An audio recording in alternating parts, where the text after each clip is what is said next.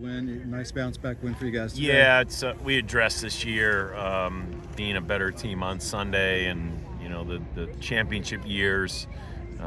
Those teams won a lot on Sunday. Just the length of a weekend, your pitching staff, your bullpen, your physical, your mental. There's a lot of factors we feel go into winning that Sunday game, and so it's nice that we bounced back, twice after our 2 losses this year. At this point in the season, you've got to feel pretty good about your Sunday pitching at this point, right? Yeah, I mean, Peter Michael's it's a quality arm. It's really good. I mean, we feel good about we're getting good starts, right? And feel good about the bullpen. I mean, you got some young guys run now, so there's going to be some growing pains. But Eberle throws again, gets us out of a jam. Crawford gets his first outing. Kaysen, I'm sure he'll be chomping at the bit. We just got to run him back out there. And how about Wyatt? I mean, how good did that look today when he had the breaking ball? It looked good the other day with just the fastball, but when you add the breaking ball in there. So you can't have enough pitching, and really like this pitching staff, and we just got to help them grow, through the process. Alex with the big 3-run home run, kind of a power hitter for you guys. Yeah, it's just when you're a good contact hitter, there's times you'll catch it right. We've publicly said we think he could lead the ACC in hits. He's that type of hitter, and so we just flipped him and Lucas today just to change it up a little bit, just to give him a little different look. So maybe one guy could see some pitches before the other guy, and those 2 guys both, would they have 5 RBIs today, with your 1 and 2 holes. So, you need it from all areas of the lineup. Today it was the top of the line that gave it to us. Might not be the top headlining player from today, but what do you think about Nate Early's spot so far this season as maybe your go-to late inning pinch hitter in a bottom? Yeah, I mean, he's an older guy, physical hitter, tough kid. He was behind. He had the hammock injury in the fall. He missed the fall, got off to a slow start this spring. He's obviously playing the same position as Tague Davis, and you see how talented Tague is. So it's not like he did anything wrong. He was behind, and then he's playing with a really talented kid. So just need to keep his spirits up. Just control what you can control. Keep working. But it's a physical, strong hitter. So that's nice to have that option there. If he's not in the lineup, we still rotate some guys for the DH, and but to have valuable pinch hitters late in the game is huge. You mentioned Wyatt. Can you just speak to what he's overcome and with his injuries and stuff for the last couple of years to come out and play like he is? Yeah, we talked about TJ the other day and feeling like he's going to have success because he's such a hard worker. Well, Wyatt's a year older than TJ, so Wyatt kind of has that reputation. Ton of respect for a guy that really hasn't pitched much in 2 years.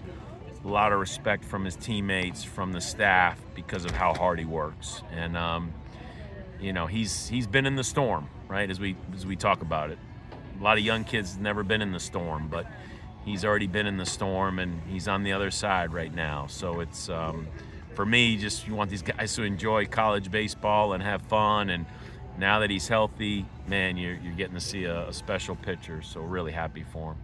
As far as Ethan goes, he was really good earlier in the week, and tough spot there that he came into the game. And can you just talk about the confidence and the that you guys have in him to be able to, and what you've seen from him so far to put him in that spot? Yeah, just as we said, Kaysen just struggled a little bit there, and seeing what Ethan did the other day, hey man, it's a hot hand, let's run him back out there. But the message today, from Chapel was, man, be strong and courageous and no fear. So, these young guys, this is new to them, Division I baseball and the expectations at a program like Louisville, but it's a game, just trust it in there. It's not always going to go your way, but just trust it. So hopefully those young guys can kind of feed off each other and who's got the hot hand, and the older group, should give us great leadership. So I think they're working well together.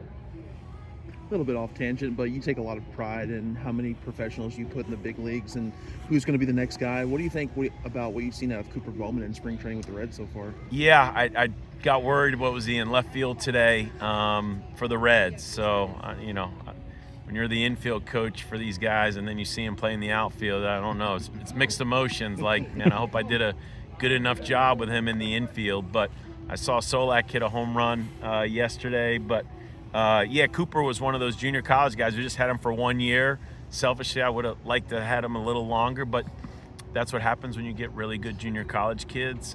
We put them on this stage. And so, yeah, he's a list of – we got several guys right now. Steven needs to come out with how many guys have played in these big league spring training games, because it is a lot. You know, Dalton Rushing had the walk-off hit the other night, and I catch glimpses of it. I'm so busy with our guys, but I love hearing from our other guys. So that's good that even you notice. Hopefully our fans notice, and we're cheering for them, no doubt. Appreciate it, man. Just talk about how you were feeling out there today. Yeah, obviously coming out from last week, it was kind of a shorter day, abbreviated start just because of the start at Arizona. So this week, you know, kind of itching to get out there. Biggest focus for me today was first pitch strikes. I want to get it ahead, let the off-speed play. Felt really good. Obviously a cold day, but it's always a good opportunity to be able to come out here and do what I do. So. After the shorter appearance last week, was there any talk with Roger about what went wrong, how you were feeling or anything like that? Or? Yeah, I mean, again, first pitch strikes thing is huge. Getting ahead in the counts. Last game wasn't as good as it could have been. I think I was 6 for 12. So in our bullpen work this week, it was landing curveballs. I'm still really only pitching with 2 pitches right now. I have a 4-pitch mix, and once that starts to like get going, it's going to be more fun. But yeah, this week was just focusing on getting ahead and attacking. Being a reliever at your last 2 stops, how do you think your arm is coming along in terms of handling those longer outings? Yeah, got the opportunity this summer. That's where Coach Williams saw me, and I was a starter there for a little bit, and so. I mean, pitching's pitching, right? You're going out there to get outs, whether it's 97 like Patrick Forbes or if it's, you know, my 90 mile per hour, 92 mile per hour fastball. You're just trying to get outs, right? So at the end of the day, we prepared. The Omaha Challenge was a great opportunity to get ready for that, and everything else we do with Nico, Josh, like your body's going to be prepared to do it. Day where it's colder, it's a little bit harder to maintain velocity, but at the same time, you just got to use your pitches to the best of your ability in that day. So. 2 different times, you know, of your 3 starts, the team's been coming off a loss the previous day. Yeah. You know, really needing a good outing. You've provided it both times. What's the mental thought like, you know, coming into those starts, knowing that they really need a good one from you? Yeah. I mean, again, taking it day by day. I think I said this last week or 2 weeks ago is you're playing the opponent, you know, you're not playing the jersey, right? And so you're just playing the game. For me, it's not getting too high on last start, not getting too low on last start, not getting too high on the win, not getting too low on the loss, and it's just coming out there and doing my job. I'm a big, you know, sometimes mentally I need to get myself back in order from start to start, and, you know, a big thing for me is like writing stuff down, journaling, affirmations, talking to myself, figuring that out. I didn't have that at my previous 2 stops. It's something I learned. Coach Williams helped me through. So really getting your mind right, and then the body is always going to be there, right? Just pushing yourself through and getting ready for that opportunity. And a day like this, like I get the opportunity to play baseball, man. It's a fun thing. And pitching versus these guys, like you're always been given the opportunity, and when you get it, you just got to ride with it, no matter if we win or lose. So. The weekend starters are doing a really good job of getting the ball into that strike zone. You had 6 Ks today, but you're also getting some good defensive play behind you as well. Just talk about the guys behind you out in the field. I am not afraid to give up hits. You know, even that Western Michigan, you know, it was 3 innings, 6 hits, right? Well-placed balls in that outing, right? The guys aren't necessarily going to be able to make plays on that. But when you have a guy like Alex Alcé in the middle infield, and then you have a Garrett Pike in center field, or Lucas Moore, and then just all the guys on the bench ready to go in. I mean, there's not one weak dude in this lineup or fielder. And again, Coach Mack is the best in the business for a reason at doing his job in the infield, and then Coach Rabel in the outfield. Like, we're going to be one of the best defensive teams this year. So being a pitcher and being on the mound and being able to know that you have guys that are going to back you up, make incredible plays, it just makes your job way easier. So how much more confident did it make you knowing that, you know, while you're in the last couple innings of your start, the hitter's already put up a couple crooked numbers? Again, I just do my job, man. For me, it's a 0-0 ball game no matter what it is. If you're going and you're putting yourself in a situation where, oh, they scored 5 here, I can let the foot off the brake, you're doing the wrong thing. I've been able to do that in the past, and it hasn't worked out well. I think there's probably a video, Alex hit a bomb, and it's like I'm super excited for him, but I'm just staying on the bench. You know, I'm just staying locked in on my job. My job is defending. I leave the hitters to do what their job is. You know, I'm not going to give them advice on what to do. So, you know, 5 here, 0 here, it doesn't matter. Just kind of out doing my job, throw strikes.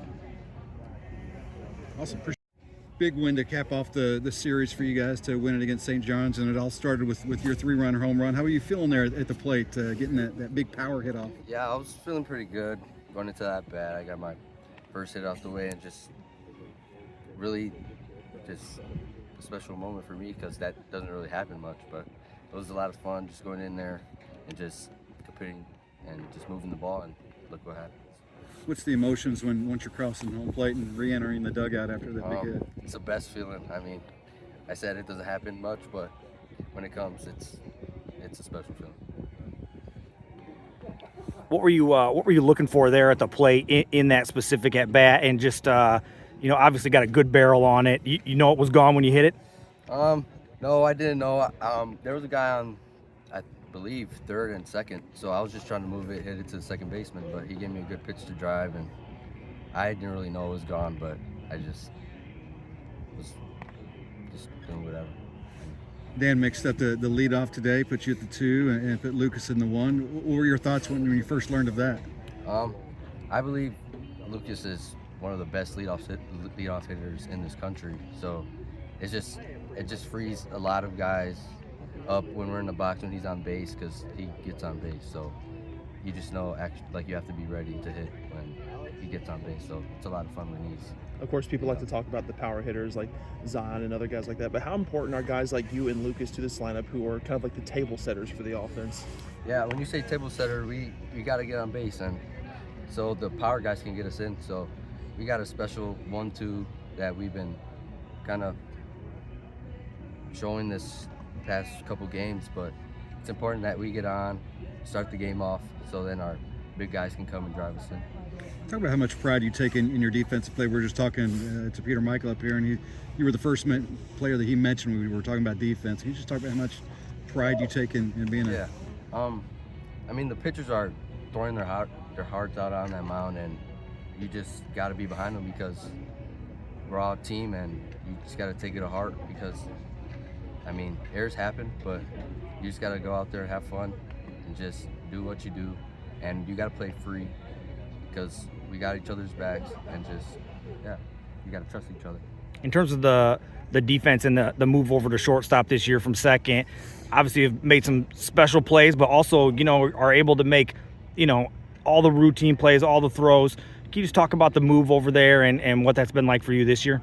Yeah, it's not really a big change for me because I've been playing short my whole life, but second is a little bit easier, I'll say, but short is just a lot of fun because you got to do a lot more things. You got to be a leader and just be more athletic. So it's been a lot of fun with the change, but I wouldn't say it was too hard. You're back out on the mound. It's been a couple tough years for you. What's the emotions as you're getting this season started for you? It's honestly just a blessing to be back. Obviously, the past 2 years haven't gone the way that I wanted. Struggling with injuries and everything, and I think I really learned a lot about myself, and just blessed to be around such a great group of guys, and that's really how they helped me get to the point where I'm at and healthy and back on the mound and competing. And I couldn't ask to be with a greater group of guys. When you're not competing for so long, when you do make that comeback, it's kind of an unknown what to expect. How did you feel once you started getting back into the swing of things? I kind of had a no regrets mindset. I know we talk a lot about that throughout the years here, and being, like I said, being around the pitching staff that we're with, it's just, you always got someone to talk to. You always got, if you need a question answered, there's always someone to talk to. And Coach Williams and Coach Allman have really helped me a lot, just trusting my stuff and being able to go out there and just compete for the team. The command has really seemed to take a big jump this year. Can you just talk about what's been the difference in as far as being able to really pound the ball in the zone a little more this year? I think just repetition, just being able to go out there and throw every day, just really working on and catch plays, just focusing on hitting the target every time. And then in my bullpens, obviously, Coach Williams helped me a lot with that. We do a lot of good drills, so